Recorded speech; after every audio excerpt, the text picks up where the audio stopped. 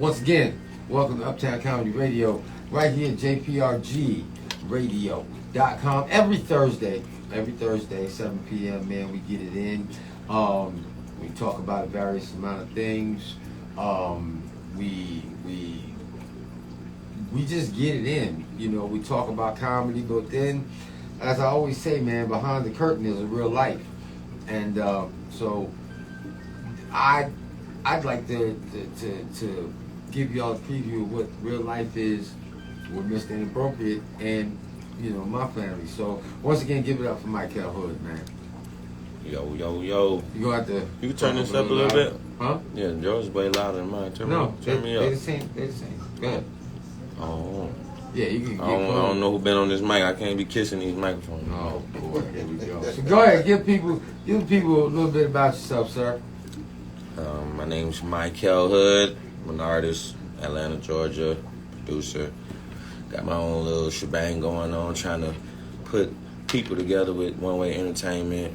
We do events, parties, pop-ups, all that good stuff. That's pretty much the gist of my stroke. So you come from the loins of greatness. That's what you come from. That's what my daddy would say. That's what your daddy would say, right? Mm-hmm. But, so, you know what's funny? I was thinking about this on the way over here. I was thinking about this. I'm like, how am I going to do this interview? So, I'm going to put my neck out there. Man. If I wasn't standing here and somebody was doing an interview with you about your dad and your relationship, the two of you, so act like I ain't me. Tell us a little bit about young MyKel. We'll get to the present MyKel, but let's talk about I want to say 10 to 15-year-old MyKel. Troublesome. Oh yeah? Mm-hmm. Okay, hold on, just for the people out there, ladies and gentlemen, if you got young ones that are listening, I know sometimes, you know, we get a little brass and cuss or whatever, but there's something for young adults that I think, you know, coming from one of your generation, you might want to listen to. Go ahead, continue. I summed it up, troublesome. Okay, why would you say troublesome? I don't know, I was just into stuff, being all over the place, being the center of attention. Mm-hmm. You know, making animal sounds. He was making animal sounds. I ain't gonna lie. That was bananas. That was bananas.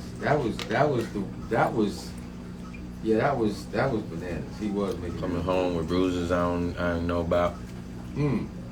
So, originally from New York. That's where we was born and raised, and we moved out to Irvington, New Jersey. And that's when the trek started. So if it's not too much or embarrassing, like, you know, what was it for you when you moved out to Irvington? What was the troublesome? The streets, gangs. Okay, I wanted to wait until you got to it. So, you know, gang life. Mm-hmm. Did it fare you well? Yeah. It fared you well. In the end, it wasn't so smooth while in the process. Okay, so explain that, because I'm kind of lost on that one. Just the stuff that I went through and how it affected. Yeah. Okay. Stuff I went through by going that route. And so what you might have said, or what I think you mean is, the lessons learned served you well. Yeah. Okay, because what I heard, and you know, I'm big Strickland on communication. What I heard was the gang life served me well in the end, and that could have been taken as I support gang life, or I champion it, or I raise the flag on it. But that isn't what you mean. So now that we're clear and listeners are clear on what it isn't, we were talking the other day, and you said there was a pivotal point where the pendulum could have came down on your life. Mm-hmm. So take us from this gang life in the street, in high school, junior high school, whatever, middle school, and then get us to that point. Like what was the? And I don't mean to put you on the spot, but I talk about things on my show that are relevant and that have substance and that is necessary for people to be healed, because every person is a testimony and example. So I don't do fluff. So if it makes you uncomfortable, please just say, Dad, nah, I don't talk about that. And we'll move on. I don't want to ever, make you uncomfortable. But I do know that if my God works the way He works, there's somebody out there on live, wherever, that will hear this, and something's going to touch. So take us from middle school to that point. How you got there? Because there was a road there. Just doing stuff. Just one day, it don't really take long. It's just one mess up, just like how you can get pregnant if you have sex one time. You can go to prison one time if you do a crime. So I was running with young guns, doing shit, beating people up, taking shit, running and shit, and I got caught. So that was it. Went in at 17, came out at 19, so I still wasn't even a grown man yet. But you was in grown man situation. Yeah. Okay, so you said you was hanging with the knuckleheads. What happened with them? Did they take the L too? No, they ended up wiggling something better than what I did. I took my time, so I wanted to get it over with. So I just went ahead. And that's always how it happens, ladies and gentlemen. You run with your crew flips, and you try to be the stand-up one, you end up being the one that, for not lack of better words. Yeah, they definitely told on me, so don't, Yeah. if you're going to do something, do it by yourself now. So now you're 17 years old in prison. Not county jail, not lockup, not boot camp, not easy breezy, beautiful cover girl school. You are in prison. What was that like? A whole nother world. Literally a world in itself. I mean, I was prepped for it. I went from juvenile to county jail to the big leagues, I guess. But I don't know. At first, you just get in there, you can't believe that you're in prison. You think about all the movies you probably done seen and stuff you done heard. But I just got busy. As soon as I got there, I still was on the same thing I was on the street. Meaning? Putting in work, coming in there and not letting nobody feel like that they can do any old thing with me, and asserting myself as a man, and being a young gun. So gang banging still, yes, heavy. For at least for the first half, it was all rah-rah. As soon as I got there, it was just wake up and swing. Yeah, if I felt that way. Is that? I'm trying to find the right angle of question. That can't be peaceful on your spirit. You make it. Being there is not peaceful to your spirit. You don't even want to sit at the table, but you gotta live here. So you're gonna decide how you're gonna live here. You're gonna live here with being scared of them, or you're gonna be in here and them be worried about you or respect you. One of the two. But I don't think, like, what you describing to me is like the movie jail, where everybody's angry. There ain't no calm people in there. Yeah, after you don't really get to that side of things until you are like accepted, if you will. You don't really get to enjoy the regular, especially as a person gangbanging. If you're just a civilian, it's a little bit different. But you are involved, so every politic you got something to do with that. Like, that involves that. Give us an example. That means whatever was going on in here before you got here, you're a part of it now because of what you're a part of. As far as so you just your gang that you affiliated with. So now you in the mix of all that. And if they catch you, you're gonna take it for Johnny Numbskull. Pretty much. That gotta be or whatever scary. The protocol is that's going gotta on. Be scary, though. You a part of that too. That's gotta be scary. For some people. It wasn't scary for you? No, I was not a happy camper, so I was very angry. I got a lot of amp to get off of my chest, and however we can do that, violence is a very easy way to go ahead and do that. Okay. Now, there was a pivotal point. So, bring us to that point. Bring us to that point. I was also not just hanging out with knuckleheads. I was hanging out with OGs who probably had more game for me than I could take at the time. But, listening to them, hanging out with certain people, doing certain things. Like my one way thing, you know, we was kind of like becoming this rap group of the prison to where everybody wanted to hear our songs and stuff like that. So it was just, you start wearing, and then, you know, on top of that, I really didn't have that long, so I was living as if I thought I was here forever, but I wasn't. So somebody really asked me, "You want to end up in here longer?" Yeah, it was 1 year? 2. 2 years? Mm-hmm. Went by, okay. So I had to, you know, realize I'm about to come home. Once you get to the midpoint, when 1 year is gone, now you got another year left. You think about what's about to happen when you get home. So started sitting down by myself more, trying to figure out what the hell I was gonna do with my life when I got out here. I really don't got time to be boxing with this nigga over here when I'm about to go home. So that was my pivotal time, when it was time for me to realize that you can go home or you can catch another charge doing all this crazy shit you're in here doing. Because if you get caught up, or you got to stab somebody, or whatever, selling drugs, all the same stuff you can get in trouble for on the street, you can get in trouble for now. So I just ain't want to stay in prison. So, okay, keeping it 1,000. You told me that you almost lost your life in prison. Mm-hmm. Now you're 28 now. Right? 29. 29. I keep forgetting. He's my kid, and I keep forgetting.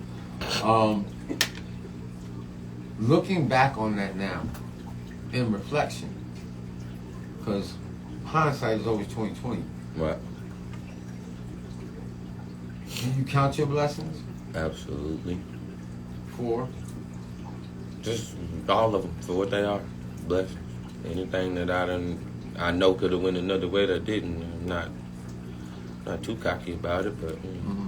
So going forward into it, did you know that you were putting yourself in the lines of fire?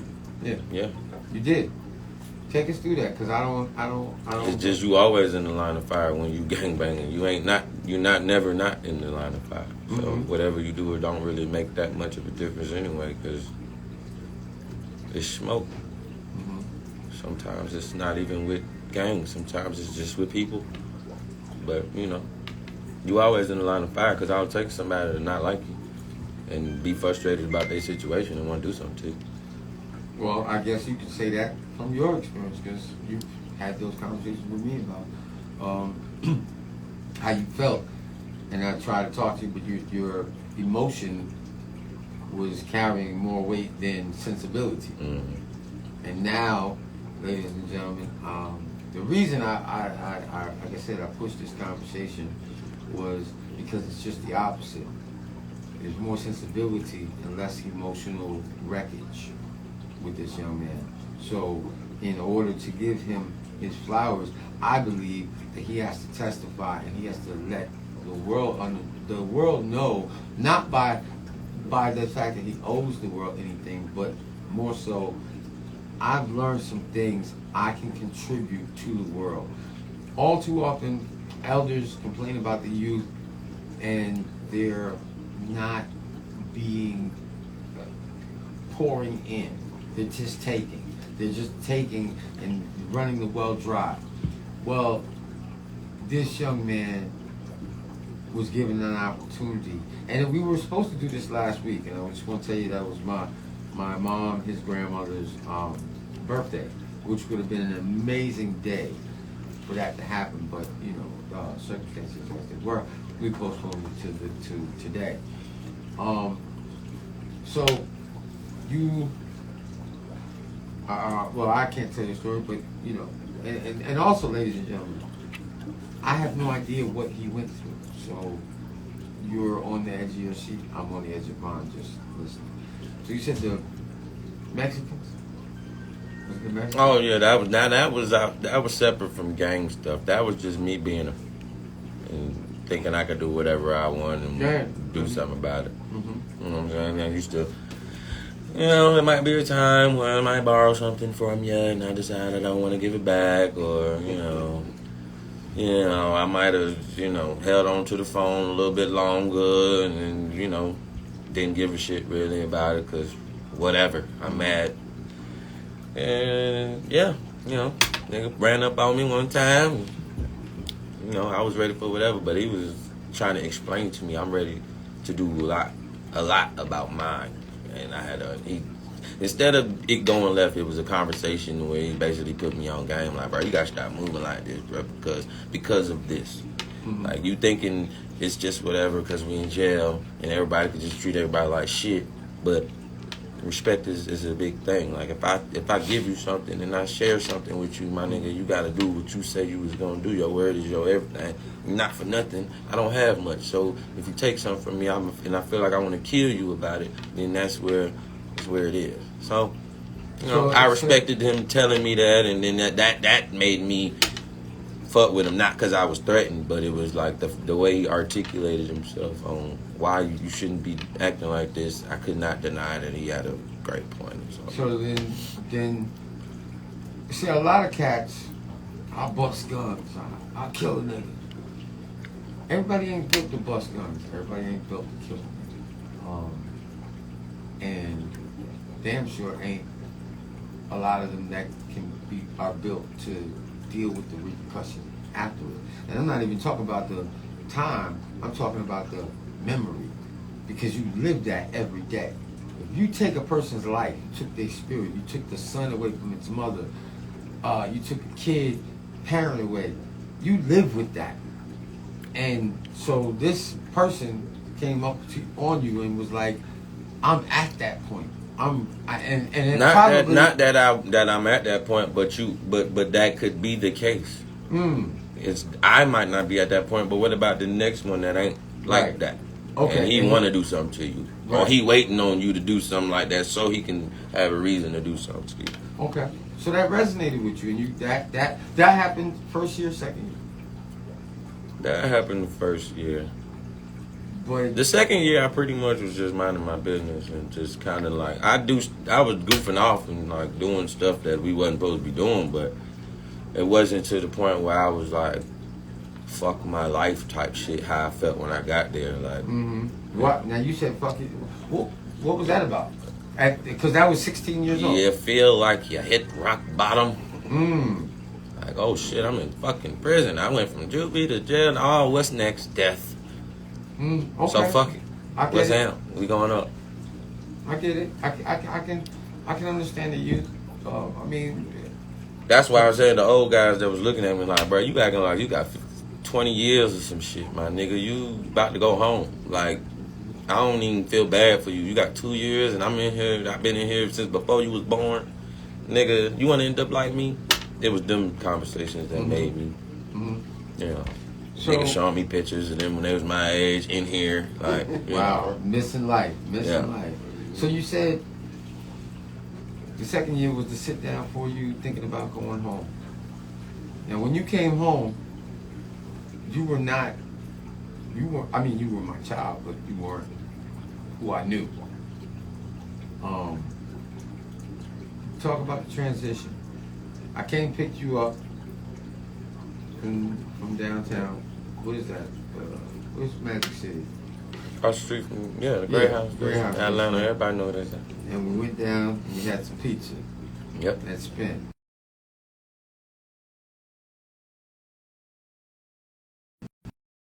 Surprised his mom. We didn't tell her that he was coming home. She came in from work and you just popped out a room and she just lost her mind. But after that, it was a rocky road. So let's talk about the transition of a young man coming home. So, y'all probably got more on that than I do, because it's all the same for me. Just every day you trying to be all right. When you say be all right, I mean, now, we're going to get to the part where the anger from you towards me and our relationship, like, went totally haywire.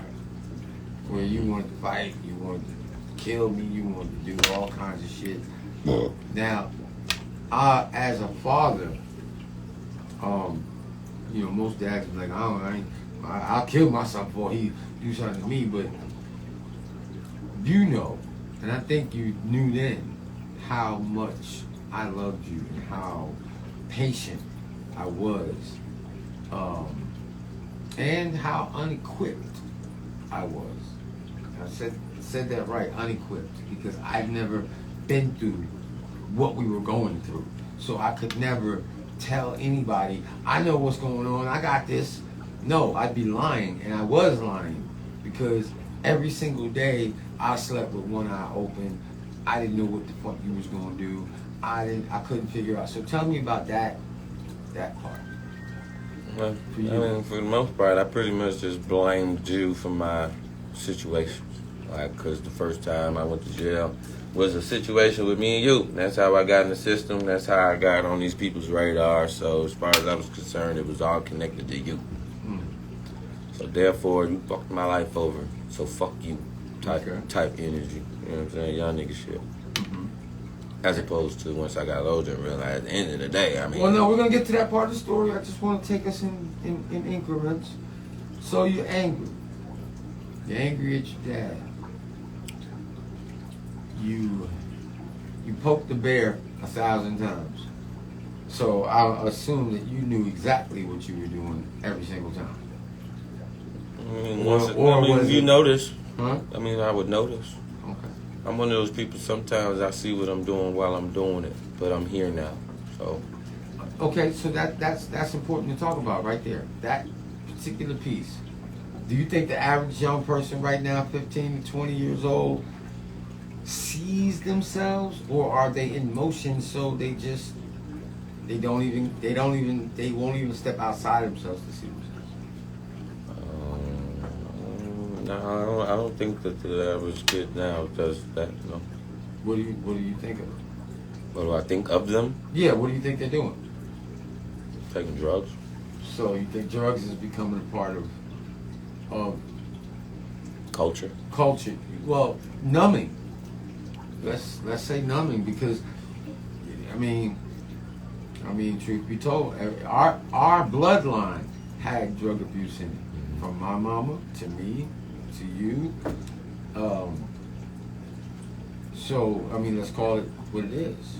You know, the bout with those things to ease the pain or not deal with it eventually will be destructing you, and you're still gonna have the problem. Yep. Or you curb it and you work upon it. So what do you think is surrounding you? Because I know that you're not the party going, Jolly Rancher dude. So how do you see that? It's uncomfortable. It's uncomfortable? You mean like being around the average? Yeah, it's really uncomfortable. It feels like prison sometimes. How I felt about these, certain people before I really got to know certain people. But the first disposition is these niggas retarded.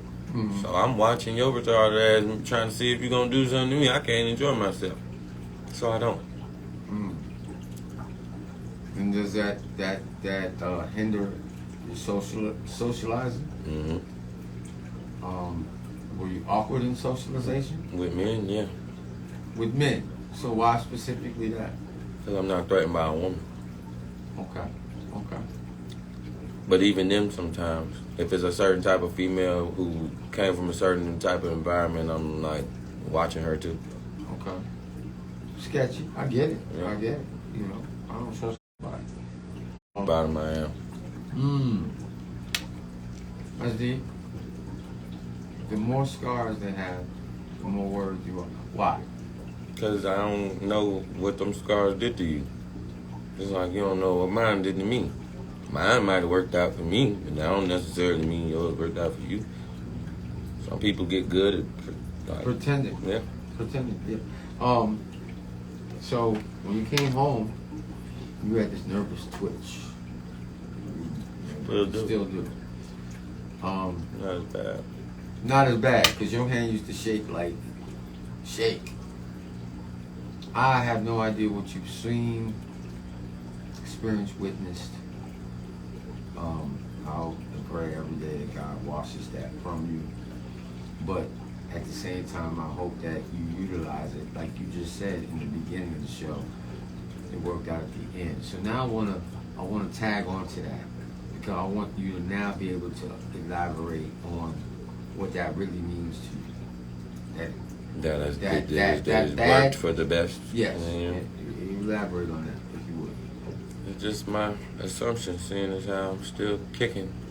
I ain't back in nobody's prison, and I ain't gangbanging no more, and I ain't not really doing anything bad in the world. I'm just kind of trying to add to the world. So the way I see it, I won. I took my little scars and I used them as training. Because everything is training. So you won. You know, I mean, we talked about you. I know a lot of people from where we from that ain't here no more. Indeed. You talked about over the last, how long you been home? 16? 2016? Since 13. 13. It's So 23. about 10, 11. Okay. So you learned day trading. What else did you learn through the course of this time? Learned how to promote parties. I learned how to throw my own event, top to bottom, getting everything done myself. I learned how to communicate with people that I don't normally communicate with just as effectively as the people I do. May not always feel like doing it though, but I know how to do it. So I just learn how to be a normal functioning human being, or at least walk like one. What about the skills that you've acquired over these years? So know how to use my hands. First time I ever did landscaping was in jail. So climbed towers. I've fixed cell phone towers for about 2 years on the time. I learned how to do customer service. That worked out for me a little bit. That was when you were doing the Athena? Assurance. Assurance, right. Okay.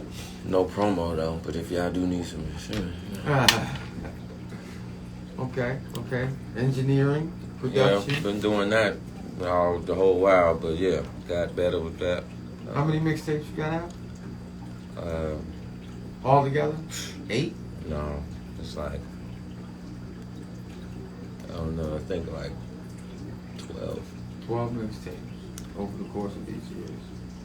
So, music has always been, embedded in you. Yeah. Now, ladies and gentlemen, I don't want y'all to ever misconstrue the fact that this man, came from a broken home, a desolate place, and he had Cheerios on the floor. Tell us about the childhood you grew up in. I grew up in the hood like everybody else, but we was doing more type shit. So, you around what everybody else is around, but parents trying to keep you somewhere else. So I was in karate. You had a program and we used to go on trips and do a bunch of stuff. Clever move. Traveling. On your end. Traveling. Yeah. Water was cold sometimes though, but that ain't nothing we can control. Right. I mean, you had everything. You ain't asked for nothing. You ain't wanted for nothing. I'm also just different too now, cause I don't know these kids, man. Yeah. I'm looking at the kids now, like how they eat. I don't think I ate like that all day and just need it. Like, I don't think I was a regular kid. Man. This kid would. I have a joke in my set about Walmart light up sneakers, but the joke comes from a real place because he liked the light up sneakers. And he rocked them. He would rock them. He had I didn't care nothing about no J's, no fresh new jerseys. The jersey could have been a fake jersey. I didn't give a damn. And that so. Do you think you had a good childhood? Like, so now you're raising 3. You have 2 daughters and a son. Son is crazy as you. Daughter is super intelligent. She's like, what's the little girl? Dang, it's a cartoon or something like that. But she's like a detective. What is she? On Nickelodeon. Eliza Thornberry, the wild. Whatever the smart one is, that's what she reminds me of. How's it feel to be a dad now? Kind of just now really kicking in like that for real. Okay, let's. I really still don't even really feel like a dad like that. I feel like an uncle or some shit to my kids that they like their favorite uncle. Why is that?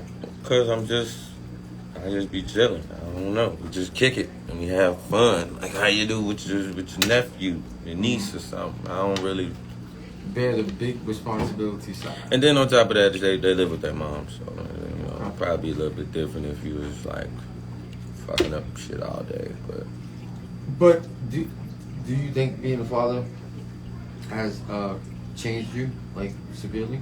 No, I think that everything that I went through gonna equip me to be a better dad.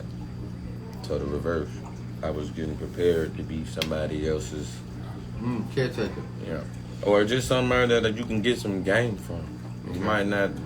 The mom does those things usually, but the dad is where you get your wisdom and you know what I'm saying. They've been through all kind of stuff. I mean, you get that from your mama too, but I'm just saying it's different from a man's perspective of what a man got to go through to be whatever, to be something. So, your daughter is 8. Mm-hmm. Ice is 8. Ice is smart as a whip. Ladies and gentlemen, my granddaughter's brilliant. It's gonna be brain surgery. What do you think of when you deal with her? What goes to get like when you deal with your daughter, your firstborn? Depends on what we're talking about. Usually, it's just more so me just trying to. I don't know. We really be not. It don't even really feel like me teaching somebody something. It's more so of us kind of going over things we know together. No, she's 8 years old. How much can she possibly know? That's what I be thinking. I don't know where she came from, but we both be having the same disposition about things. Like I don't even know why this person is behaving this way because it's this simple because of this, and she think that as well. So I don't really have to tell her much. I just double down on something. And the middle one, Ace. Yeah, that's my problem child. Why? Because he's a wild one. He just play too much. Play a lot, but on top of that, he's sensitive. So you can't hurt his feeling if he fucking with you too much because he was just trying to play, but he might be doing way too much. Trying to stick your head in the toilet is not friendly. And then he'll cry if you mad. If you don't like it, yeah. And the little one, Ivy. She just mind her business. Don't really. She like the little. What's the daughter on The Simpsons? Mm-hmm. The one with the little blanket? baby, yeah. Yeah. Mm-hmm. Just moving like it can be a big commotion right here, and she just keep going. Yeah. She didn't even come over and worry about it. Yeah, she in her own world. Okay. So last part of this, last 15 minutes. Oh man, give people your social media, man. Let them follow you and see what you got going on. No, absolutely. You can follow me on Facebook at MyKel Hood Music, Instagram MyKel Hood, just MyKel Hood Music, or you can Google MyKel Hood. Just kind of pull up music. YouTube is MyKel Hood Official. Just as long as you remember MyKel Hood, you'll be okay. You got a Spotify and all the Apple Music. Yeah, that's what I'm saying. All that MyKel Hood across everything. So that's cool. That's cool. So you're about to be 30 years old next year. 30 years old. I remember when I turned 30, I had perfected all my nonsense, and now I had to make an apology because I was so good at it. So 30s is the mud. You just came from and you walked into the mud in your 20s, but the thick of the mud is the 30s, because the decisions that you make in those years make or break the future. They make or break the kids, your future, your lineage. So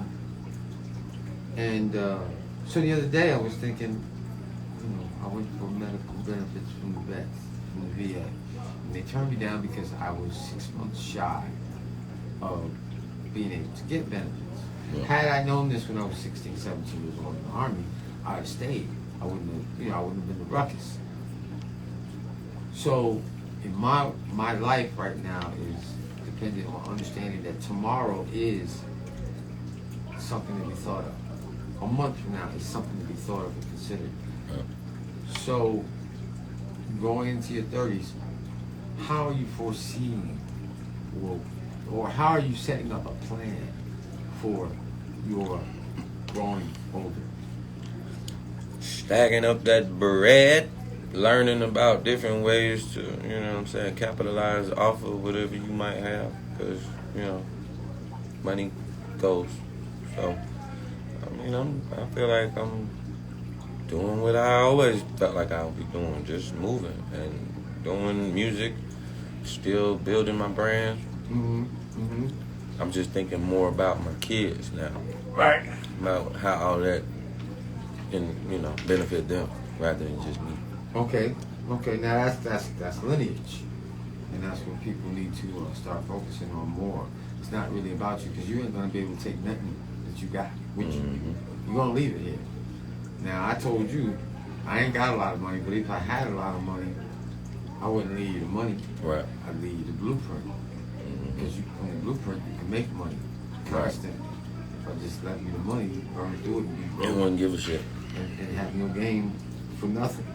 So, you know, we were talking about things that we are exposed to. Where things that we're exposed to here in this country, in the South rather, that we weren't exposed to up north. So what do you think that you're exposed to that you will probably more than likely have your kids exposed to? Music. I still love music. She likes, she into that. She likes singing and dancing and things of that nature. So she played the piano too, right? She played the piano. She plays all instruments. So I feel like that's more so what I would put with her. I still got to see with the other kids. I don't know. Ace might like sports. I don't know. He said he liked planes though. He liked planes. He liked dinosaurs. He liked cars, boy stuff. So let him just experiment and see what he likes. You know? But I know for a fact she likes music. She made beats on her phone and sent me beats before. Yeah. So. Wow. And 8 years old. Yeah. That's right there. That's right there. Let's talk about your faith. Because you came up in the church, somewhat. What is your stance on faith in God? I don't really get too much into the politics. I just kind of keep it to whatever I'm connected to, whatever got me here, I give thanks, and I just want to keep on doing what I got to do, stay adding value to the world. Do you take time to meditate, pray, spend that spiritual cleansing moment? Yeah, I do. I just do them in my own little unorthodox way, because I'm not a religious person. I'm a spiritual person, so I don't really get into like a specific way to do something, because that would then make it a religion. So I don't know. I just try to cleanse my spirit. If I don't feel good, I know something need to be done. If I feel good, you used to say that. You used to say something about,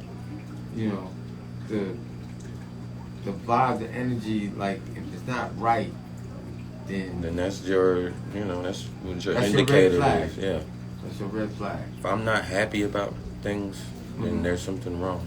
If I'm not grateful to be here, there's something wrong. If I feel like I want to get up out of here, there's something wrong. So I go soul search. I learned how to do that in prison too. I go send myself to the hole for 30 days, 60 days. If they ain't want to send me to the hole, somebody would get hit. And then I go to the hole. You know what I'm saying? And then I have my alone time. The hole is what? That's like jail for jail. Solitary. Yeah, solitary. I don't know if I could be in my own head for 30 days. Yeah, the longest I stayed in the hole was 90 days. Just there. Just by myself. And when I left, I was in the hole. They came and got me from the hole. Uptown Comedy Radio, JPRG Radio, your host Damion, Inappropriate. Uptown Comedy Corner. You can get your tickets at www.uptowncomedyatl. This weekend.com. We got Sean Larkins, 3 days, rocking out. Next Friday we got Daryl Dam and his partners. Then Saturday we got D Keys and me on 2 shows. Then Tuesday the 29th we got Who Got Next comedy show, and that's the show that you're performing on. We got Red Damn Fool.